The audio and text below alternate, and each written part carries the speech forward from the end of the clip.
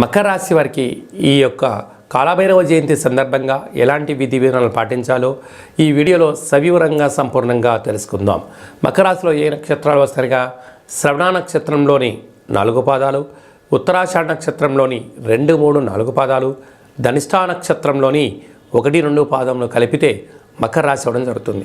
చాలామందికి పుట్టినటువంటి కాల సమయంలో డేటా ఆఫ్ బర్త్లో లేనటువంటి ఏకైక కారణం చేత పేరు యొక్క మొదటి అక్షరాన్ని అనుసరిస్తూ ఆ రాశిని తెలుసుకునే ప్రయత్నం అవుతుంది. అవి ఏ అక్షరాలు సరి పరిశీలన చేద్దాం. బో, జా, జీ, జూ, జే, జో, ఘా, గి అనేటువంటి వారందరూ కూడా మకర రాశి జాతకులే. మకర రాశి యొక్క అధిపతి శనిశ్చర స్వామివారు. వీరికి ఒకవైపు ఏళ్ళ నాటి శని చివరార్ధ సంచార స్థితిలో ఉంది కనుక ఇలాంటి కాల సమయంలో తొందరపాటు నిర్ణయం ఇది సరైన సమయం కాదు. వృత్తులలో, ఉద్యోగాలలో, వ్యాపారాలలో, సేవారంగ కార్యక్రమాల్లో చేసేటువంటి వారికి ఓపిక, పట్టుదల, సహనం, పెద్దవాళ్ళు చెప్పినట్టు వినడం, స్వయంగా తెలుసుకోవడం, దానివలన రాబోయే కాలంలో సమయం, ధనం 2 వృధా కావు అని గమనించగలగాలి.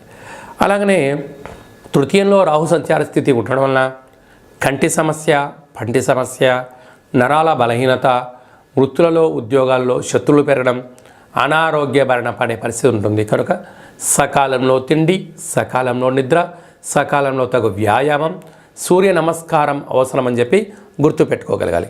అర్ధాష్టమ గురువు కారణం వలన ఉద్యోగాలలో, చదువులలో, వ్యాపార సంస్థల్లో నిత్యము ఏకాగ్రత అవసరం, దైవనామస్మరణ అవసరం.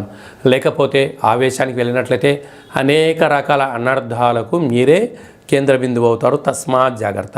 భాగ్యస్థానంలో కేతు సంచార స్థితి ఉండడం వలన వివాహమైనటువంటి దంపతులు, భార్యాభర్తలు ఒకరిపైన ఒకరు ప్రేమానురాగాలు, ఆధ్యాత్మికత చింతన, గౌరవాన్ని ఇచ్చి పుచ్చుకోవడం వలన మరో విజయానికి, సువర్ణపు అధ్యాయ జీవితానికి స్వాగతం పలకడానికి చాలా అవకాశాలని చెప్పి గుర్తుపెట్టుకోగలగాలి. అలాగే రాజ్యస్థానంలో శుక్రుడు స్వచ్ఛత కారకుడు అవడం వలన స్వయం వృత్తులు, సేవారంగాలు, వ్యాపారాలు, విదేశాలకు వెళ్ళాలి, బంగారు ఆభరణాలు, నూతన వస్త్రాలు, క్రయ విక్రయాలు యోగదాయకం. లాభస్థానంలో కుజుడు ఉండడం వలన భూమి యోగము, గృహయోగము, ధనయోగం, ఇంతకన్నా అదృష్టవంతులు ఎవరు లేరు అని చెప్పుకోవడంలో ఏమాత్రం సందేహమే లేదు. వ్యయంలో బుధాదిత్య రాజయోగం కారణం వలన ప్రభుత్వ ఉద్యోగం ప్రయత్నం చేసేవారికి అదృష్టకాలం. కనుక మీ జన్మ నక్షత్రం రోజున అష్టమి పూర్ణిమ తేదీ అందున మౌనం, ధ్యానం అవసరమని చెప్పి గుర్తుపెట్టుకోగలిగినట్లయితే చాలా యోగదాయకం. డాక్టర్లు, చేతి వృత్తులు, మెడికల్ వ్యాపారాలు, స్వయం వృత్తులు, హోటల్ వ్యాపారాలు, వస్త్ర వ్యాపారాలు చేసే సువర్ణకారిత వ్యాపారస్తులకు కూడా ఎంతో జాగ్రత్తగా ఉండడం వల్ల ముందు చాలా మంచి కాలానికి స్వాగతం పలికే అవకాశాలు చాలా అధికంగా ఉన్నాయి.